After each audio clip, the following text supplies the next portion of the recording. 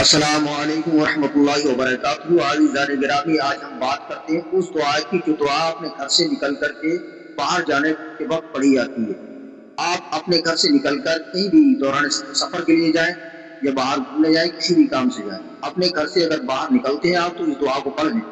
اس کا فائدہ یہ ہوگا کہ اس کے پڑھنے والے کو اس کی مشکلاتیں دور ہو جاتی ہیں، شیطان اس سے الگ ہو جاتا ہے اور دشمن کے شر سے محفوظ رہتا ہے۔